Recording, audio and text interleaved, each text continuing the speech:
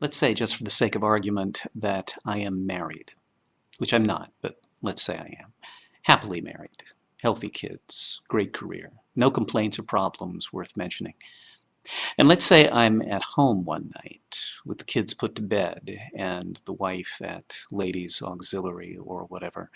I'm thumbing through a college yearbook, reminiscing as one will do, when I turn the page and there she is, staring up at me, that girl I dated, who is not my wife. And now I'm thinking about the road trips and the concerts and the parties. Whatever happened to her, I wonder? So I Google my old girlfriend and I find her blog. She's divorced and living alone, and there's an email link on her blog. Wouldn't it be fun, I think, to just freeze program? Wouldn't it be fun to what? Come on, let's be honest. To what? If I initiate contact with this woman, won't I have ulterior motives, and won't they be obvious? Is that even open for debate? Even if I begin the conversation with how much I love my wife, how great my kids are, how crazy but satisfying my life is overall, even if I ask innocent questions innocently, is there any way for me to avoid suspicion? Of course not.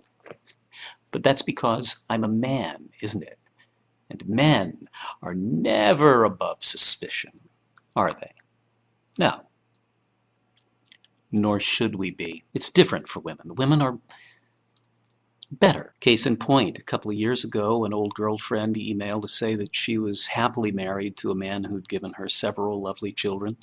She said that he was totally okay with her having casual contact with men she'd dated prior to meeting him, so would I like to be email buddies? And I thought to myself, well now, that's pretty freaking weird. To be clear, I was not referring to her email as pretty freaking weird. It was my reaction to her email that was weird. My assumption that sending unsolicited email to an old boyfriend might indicate some problem, small or otherwise, with her domestic situation. I mean, she was happy. She said so. I declined further contact with her because I realized that I was misunderstanding the contact, and I would continue to misunderstand so that nothing good could come of it. Last year, another old girlfriend called to chat me up about her current affair with a married man. She told me how great the sex was with this married man, but how he was having trouble extricating himself from his marriage. She told me that she was seriously into him, and he was seriously into her, as often as possible. I thought, why is she telling me these things? What assumption is she making about me that makes it cool for her to share these things with me in this way? What's the game plan here? What's the game? That's how I think, you see, because I have a scrotum. When a woman I used to date calls to say that she's having great sex with a married man, but she's frustrated because the divorce is taking so long, my scrotum prevents me from assuming that she's on the up and up. Is this a head game, I ask myself? Is she looking for a fallback plan? At no time do I seriously consider the possibility that a friend is looking for friendship from a friend, because we aren't friends. We broke up. And that is how the scrotum-impaired mind works. In moments of self-doubt, I've wondered if maybe these women have come to think of me as some kind of social gelding, like a priest or an elderly gynecologist, out of commission, tamed, retired, or maybe gay all of a sudden. Just a few weeks ago, another email arrived from yet another old girlfriend. We'd come close to having sex almost 30 years ago, although I'm not sure we ever dated, per se. Maybe we did. Anyway, she's married with children now, too, and therefore above suspicion. I get that. Nevertheless, when an old girlfriend writes to me months or years or decades after the fact of my relationship with her, I leap to the conclusion that she is implying some degree of physical or emotional availability. Admittedly, there's ego involved here, too, no doubt. It would be fair to say, I think, that most straight men like to think that most straight women harbor some reproductive inclination toward them, however vague or unacknowledged.